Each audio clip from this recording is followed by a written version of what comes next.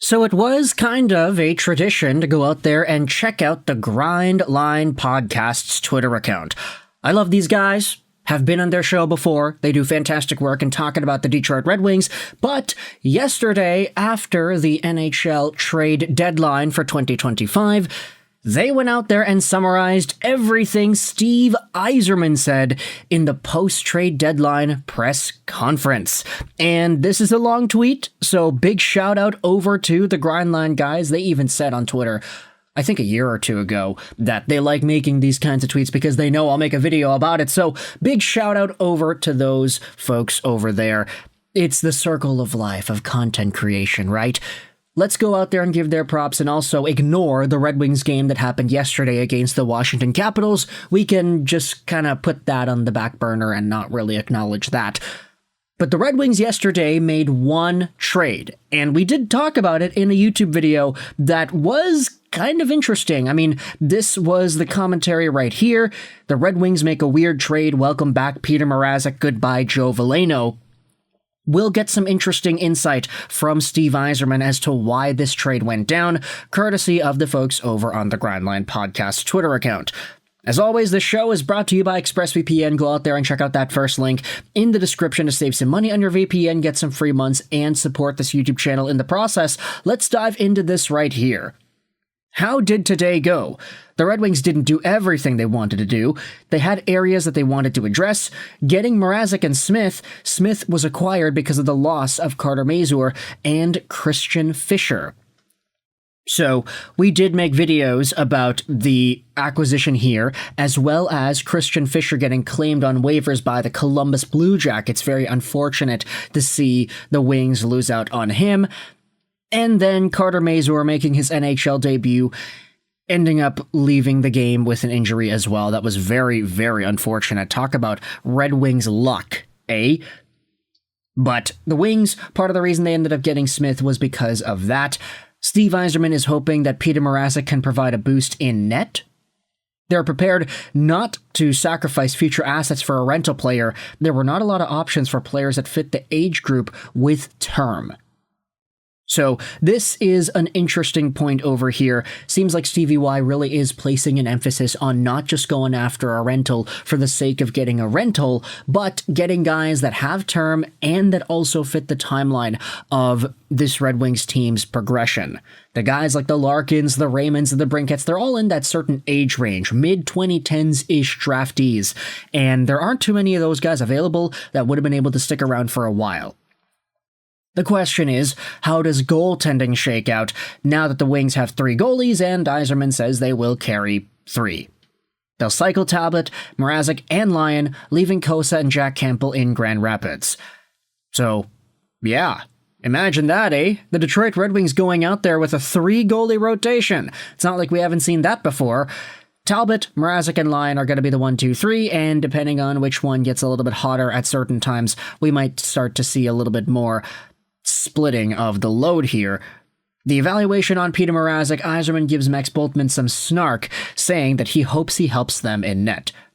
Yzerman says that Mrazek is competitive. He says everything is all over the place for goalies around the NHL. And yeah, I will say that, especially when it comes to Peter Mrazek. We had spoken about this in the video yesterday, but the guy is so hot and cold, at least in 2024, 2025 he has been. Part of that is because the Chicago Blackhawks kind of stink, but also part of that is because Peter Mrazek just has not been consistent. But when he is on, he is on. This is not the same Peter Mrazek that was getting a 910, 920 plus save percentage every single game for Detroit a few years ago. He's, I would say, maybe a bit scarred from the Chicago Blackhawks. This is what they say as well about this guy. They like Mrazek, and because he is signed for next season, it sounds like Talbot and Mrazek will be the goalies next year.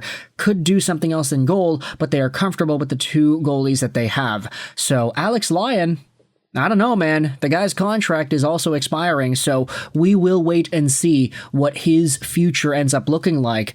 Ultimately, though, it does look like the writing seems to be on the wall for a guy making $900,000 till the end of this season. I mean, Lyon was great last year. He was okay this year. It's not like he's been bad per se, but if the Red Wings do have their guys for next season in Talbot and Mrazek, then we might be looking at the end of Alex Lyon's tenure in Detroit. Yzerman then speaks out on how this affects Sebastian Cossa. For the most part, he says that Sebastian has had a really good year and that he's continuing to improve. We'll make his evaluation when Grand Rapids season is over. They'd rather be conservative. If Cossa has a good stretch, offseason and preseason, he could force his way onto the Detroit Red Wings. So, good on Cossa for getting that stability there. It's not going to be easy for him to immediately make the team next season. There are going to be two other guys in front of him that are very worthwhile competitors. Of course, unless Peter Mrazek just falls off of a cliff and just totally tanks his save percentage. That's not impossible, I would say. But Sebastian Cossa, the way things look like right now, it seems like they want to go another year in Grand Rapids, which won't be bad. I mean, goalies can take as long as they need to develop. I think we can be patient for goaltenders in the National Hockey League. The question to Yzerman then, can they bring in Axel Sandin-Pellikka when his season is done in Sweden? Sure. They have a couple of games left and has been done historically with players under contract. They will decide when his season is done. So this does seem to be a pattern with the Detroit Red Wings, and with that in mind, it does seem like Axel Sandin-Pellikka has a pretty realistic chance of playing for the Detroit Red Wings this season. Couple of games left, they'll evaluate a little bit later on, but that's going to be really exciting if he is able to play himself some games. The question is, when was the decision made to get a goalie? Yzerman said they started looking a year ago and decided to see how the season played out. Thought the cost to get Mrazek was low. Yeah, of course it was low. The guy had a 6-something save percentage in his last game with Chicago, and a 700 save percentage the game before that. I mean, of course, I guess there's a familiarity factor there, which is why Yzerman went out there and got this guy, but still, it seems like they had that mindset of getting another goaltender for quite some time, even back when the team had that Husso and Lyon and Talbot rotation. So I guess Steve Yzerman has never really been too confident in the goaltending. Of course, he can say to the media that, yeah, we're happy with what we have, but there's always an inkling to want to improve and get better goaltending, especially with this group of guys. So, of course, no disrespect to Cam Talbot and Lyon. It's just, they can be better. We'll just say that. The question is here, how did Kopp's injury impact the deadline? Yzerman says they looked at acquiring a center for an offensive guy. They couldn't do it. The higher-end guys were too expensive, and they weren't in that position to pay some of the prices. So, no Brock Nelson, no Trent Frederick, I'm guessing, although he's not really too offensive, to be honest. No Elias Pettersson, no Dylan Cousins, no Josh Norris. Too expensive, and I can respect Yzerman for that. They don't need to go out there and sell the farm right away to get a few years of a guy like that. They weren't going to trade first or second round picks or high-end prospects at this deadline. That's understandable. Was Yzerman surprised about how the team responded to the coaching change? Okay, so shifting gears a little bit from the trade deadline. He says he's pleased. They lost steam coming out of the break. He didn't know what to expect, but he knows Todd is a good coach. They then shift into conversations about other teams. Says Florida is stronger with Jones and Marchand. Tampa got stronger and they look great. Ottawa is stronger. Really? Interesting. The Ottawa Senators are stronger with Dylan Cousins instead of Josh Norris and Jacob Bernard-Docker. Well, they also got Fabian Zetterlund too, and that was a really good trade. It's a challenge to see who gets out of the East. Oh yeah, definitely is. Where the Red Wings are looking, it should be an exciting battle, and they still hope to get a wildcard spot. They are in the thick of it after all. Just one point out. They still want Grand Rapids to be competitive. This season they felt Elmer and Marco needed to start in the AHL, but they would call up guys when needed. Yzerman says that Elmer Soderblom has had a positive impact. Losing Casper and Elmer makes Grand Rapids weaker, so they still do want to put emphasis on the Grand Rapids team. Is bottom six productivity a mission?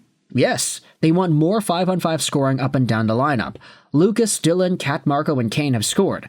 He says Tarasenko has played better than his numbers may show. There also is a conversation on Veleno, who is leaving the team. It would have been difficult to keep him in the lineup in his role with how he has played. Yzerman says that Smith should be able to provide some offense that has been lacking. Smith will not be in Washington tonight. Yesterday, it should say. Does holding on to picks and prospects indicate where the rebuild is? For rentals, yes, Yzerman responds. If players had term of more than 1 or 2 years, he was open. He says that type of deal was not available. He also understands the frustration and impatience of the fans. They know the game and they want the team to do well. We did what we thought we could to get a better chance at the playoffs. Is it earth-shattering? No. We aren't giving up picks and prospects for rentals and the hope to get in. Sounds like a certain team in the West Coast, eh? Yeah. Getting a difference maker would have taken a first, and Yzerman wasn't doing that. When you sit at the draft and a team like Detroit and you're still trying to build, not having high picks is not the way to do it. There also is another conversation about whether or not the Red Wings would have spent a first-round pick, and then Carlos is a clown over here. Steve Yzerman doesn't even know if he's going to be here when those picks make the team. Steve says he's going to do what he can and what is best for the organization. So there's a lot more extra in here, so you can go out there and check out that Grindline podcast tweet if you want to see everything, but I think that just about covers the main ideas. Let me know your thoughts in the comment section below. How do you feel about Steve Yzerman's post-trade deadline press conference and some of the ideas here that he shared about the Red Wings? Just kind of some ideas as to why they made certain moves, why they didn't make other moves, and just the overall mindset for the team. I think it's pretty illuminating and it's interesting to dive into. What do you think? Let me know in the comments section all your opinions about the Red Wings and this trade deadline season. I hope you enjoyed this video. And bye.